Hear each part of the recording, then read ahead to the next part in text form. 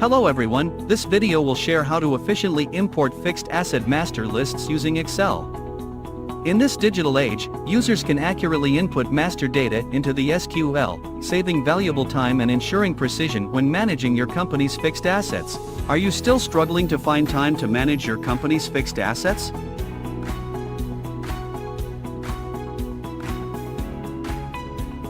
Excel template preparation. To commence with the process of importing the fixed asset master lists, you may need to prepare an Excel template, which can be obtained from the link in description below. Your Excel file is at the heart of this journey, and initially, it's all about asset groups. Inside this template, find the code column. It represents your asset groups. Meanwhile, description is where you can add extra details about each group. Let's discuss the description method. It's always set to 1, indicating the straight line depreciation method. Lastly, in this asset group template, don't forget to input your assets account codes. Ensure you've created all the necessary account codes in your SQL system before import your assets master data. Now that your asset groups are in order, it's time to set up the asset items template. Similar to asset groups, provide a code and description for each asset. Map to a assets group previously define asset group code. If your assets have agent or area, you can include them here. The vital asset details include acquire date, cost, useful life, depreciation frequency. Use 1 for monthly, 2 for quarterly, 3 for half-yearly, and 4 for yearly. Lastly, specify the residual value of your assets. After completely maintaining the fixed asset group and fixed asset item in Excel, the next step involves creating a depreciation schedule based on your predefined criteria such as cost, acquire date, useful life, and residual value. Here are 2 reference scenarios to guide you through this process. Scenario 1: Yearly depreciation. Based on the data in the fixed asset item, FA item, the yearly depreciation formula calculates as follows. $12,000 divide 10 equals $1,200 per year.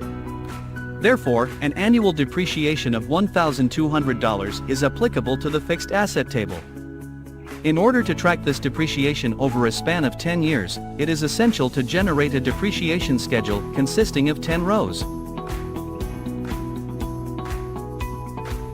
Scenario 2: Monthly depreciation. Next to the monthly depreciation, take a scenario with a cost of $95,000 and a residual value of $10,000 after 5 years.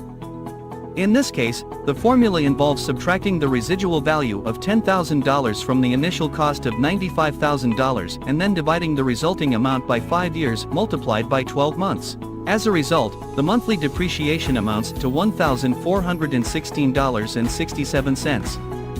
To maintain an accurate record of Toyota Vio's depreciation, it's advisable to create a depreciation schedule spanning 60 rows, equivalent to 60 months.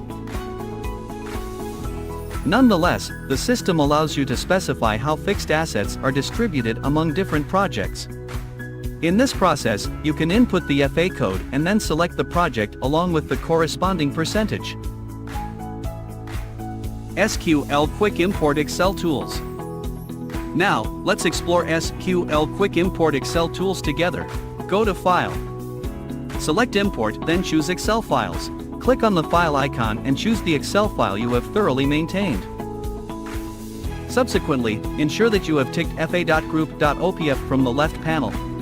And then click on Verify and Execute to import your fixed asset groups.